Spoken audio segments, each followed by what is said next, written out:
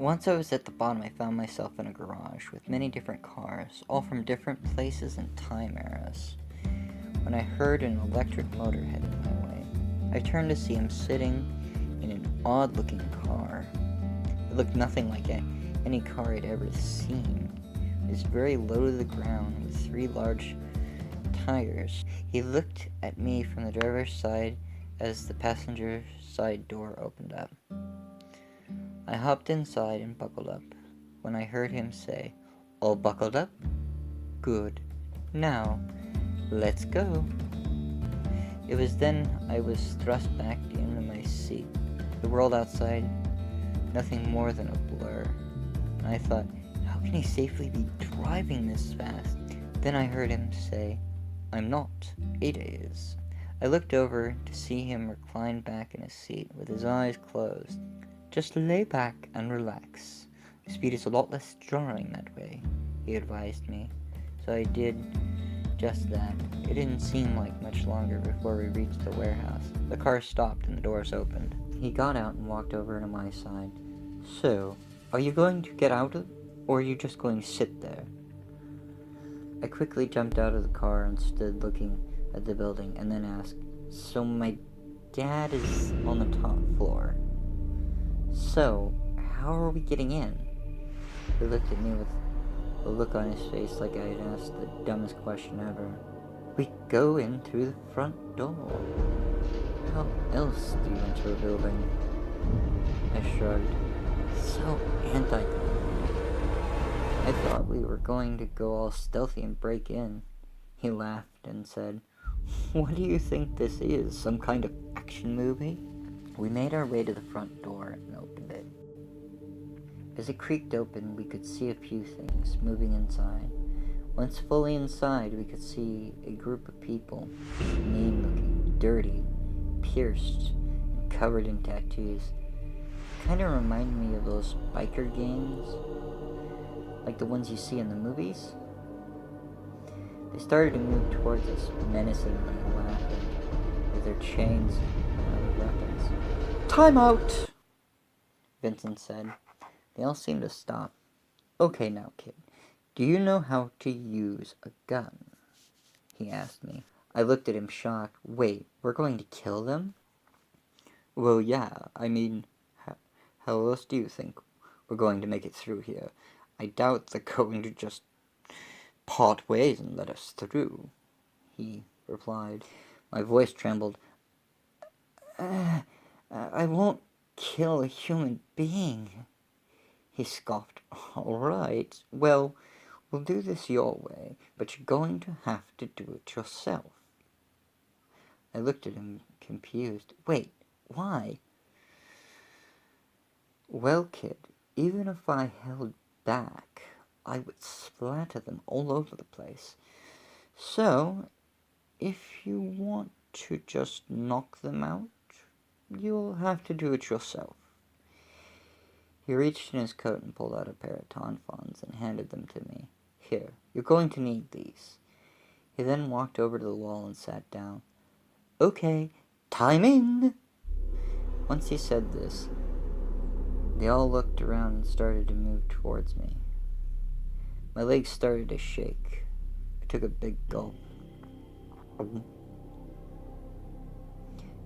and moved forward and made my first strike. To my surprise, there was a sudden crackle from the weapon. The guy I had just hit fell like a sack of potatoes. The men around me started to rush me now, but almost without thought. I started to block and dodge their strikes, and one by one I took them all out. After it was all settled, Vincent got up and walked over to me. "Not bad.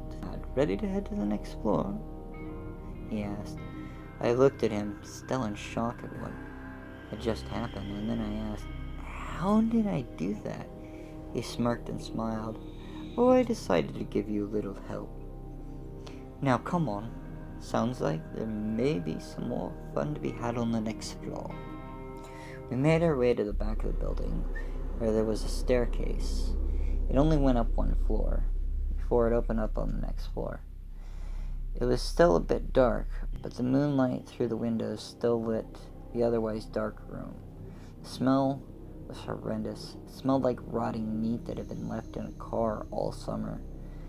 I had tried my hardest not to toss my cookies. Oh God, what's that smell? No sooner had I asked the question than it was answered. A person came shuffling out of the darkness, but once I saw it clearly, I knew it was not a person. Wait, is that? I started to ask, and without hesitation, Vincent answered me. Yes, that is Class 1 zombie. It shouldn't be that hard to deal with, but remember, there's about 30 of them on this floor. It was then that I looked around the room, my eyes starting to adjust more, and I noticed all the zombies. Are these going to work on them? I asked, looking at the weapons I was given not long ago, my voice trembling in the fear. Then he replied, well, the electricity is fairly useless, but they work well as clubs. But given your physical strength, if you use them, you're going to end up zombie food. Here, this may work better. He held out to me a Beretta M9. You do know how to use a gun, don't you? I took the firearm from him and took aim at the zombies in front of me and blew its head clean off its shoulders. Yeah, Dad and I normally went to the firing range every week. He smirked. Good, you're going to need those skills, as you have just rung the dinner bell. I looked up to see the massive undead moving towards me. I started to panic and let off a few more shots. Okay, calm down and breathe, or you're just going to keep missing. And don't worry if they get too close, I thought to myself. I closed my eyes and took a deep breath, and steadied my aim. I took my next shot, and gray matter painted the walls. Slowly I started to pick them off, but then I heard. I looked over at Vincent and screamed, Hurry! I need a new clip! He snickered at me. No, you don't. Just pop out the one you have and reload it in. That's not how guns work, I yelled back at him. Well, you better figure something out. They're getting closer, he replied. I grumbled, but decided to show him how wrong he was. I hit the clip release button, caught the clip, and loaded it back in, and then released the slide lock, and looked up in time to see a zombie about to grab me. I heard a loud bang, and then the top half of the body was blown into pieces. I looked over at Vincent. He seemed to be holding a Desert Eagle 50 Action Express with a metallic black and red coat. I looked at him with shock and amazement. I know that gun specs really well, and I know it can't do that much damage. He looked at me and then replied, Oh, this one? This one has been modified. I shook my head. Nothing should surprise me with this guy anymore. I looked up just in time to see another zombie being turned into chunks. Come on now, pay attention. I can't be having all the fun here, you know, he said. I took aim, thinking, yeah, but my gun's still empty, you idiot. I squeezed the trigger. To my shock and amazement, it fired. Now who's the idiot? Was all I could hear in my head. Okay, let's get this taken care of, I thought. After some time, we were able to clear the room, and we proceeded to the next floor. As we reached the next door, Vincent put his hand on my shoulder to stop me. Hold on. If what I think is on this floor, you may need more help this time. He cracked the door open just a little and tossed something in, and then looked at his phone. So, Ada, what have we got in there? Scanning, was all she said. A few moments passed, and then she said, Okay, here's what you got. It looks like there's 1 alpha, 3 betas, and 1 omega, and 8 standard lycanthropes. Ada, summon Gwen.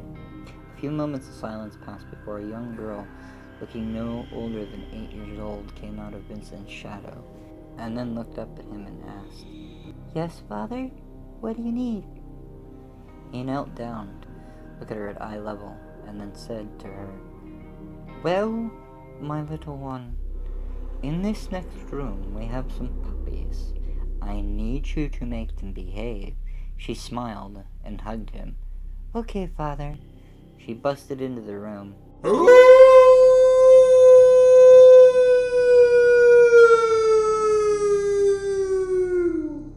And we could hear howls and shrills screaming. I looked at him in shock. "We have to go in there. What's wrong with you? Sending in a little girl into a room full of lycanthropes?"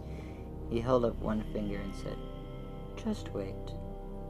It was a few seconds before we could hear yelping coming from the other room. After a few moments, the little girl walked out, covered in blood. "Okay, Father. They're all well trained. They should be good puppies now." I looked at her and then at him in shock. "How did she—" He looked at me with a smile drawn across his face. "She is my daughter, after all." He knelt down and handed her a handkerchief.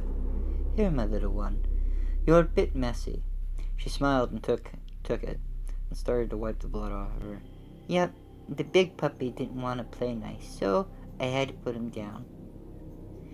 He gave her a pat on her head and then looked at me.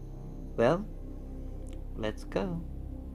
He walked through the door, and I followed him. Once inside, I could see a very large body in the center of the room. It was a lycanthrope, but its head was missing. And then I noticed all the others hiding off in a corner, whimpering. "Damn, this man is always full of surprises," I thought to myself.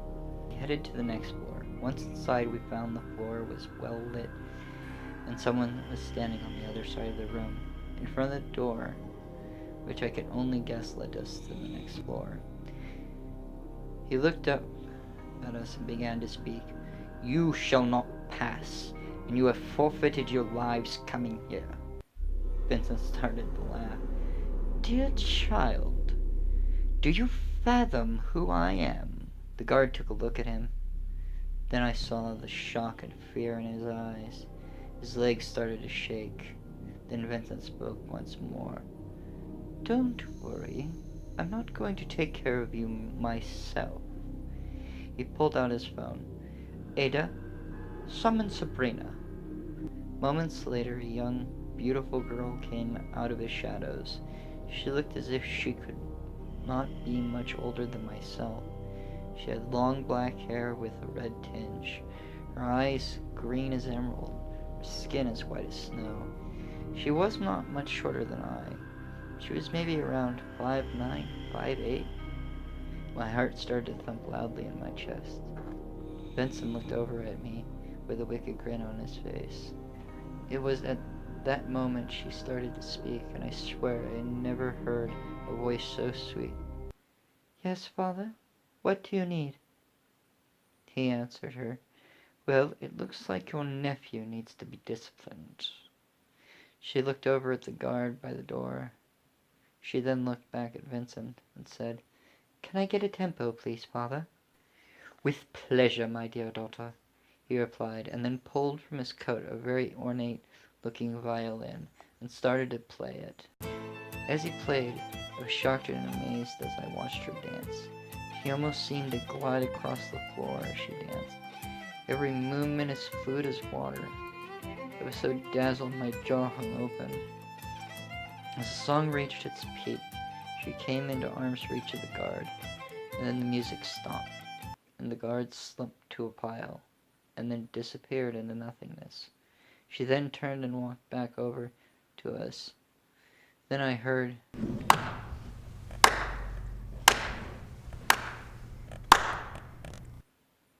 clapping from Vincent, and I started to clap almost involuntarily.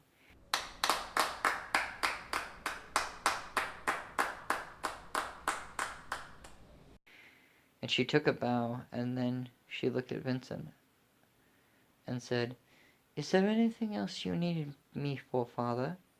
He answered her, "Actually, I do. And I have a feeling that things are going to get messy up ahead. and I'm going to need you to keep an eye on young Master Cross." She looked over at me and smiled. "So, is this Dr. Cross's son?" She curtsied and said, "It is a pleasure to meet you, young Master Cross." I stuttered and stammered as I tried to get out a hello. She giggled and then spoke with Vincent. "Father, I think he may have a crush on me." I turned 10 shades of red at that moment. Vincent laughed. "He may, but let's move on." He moved across the room and waited for us at the door. As I walked to the door, she walked next to me. I started to sweat and felt very nervous. Once we made it to the stairs, Vincent smiled at me and turned around and headed up the stairs.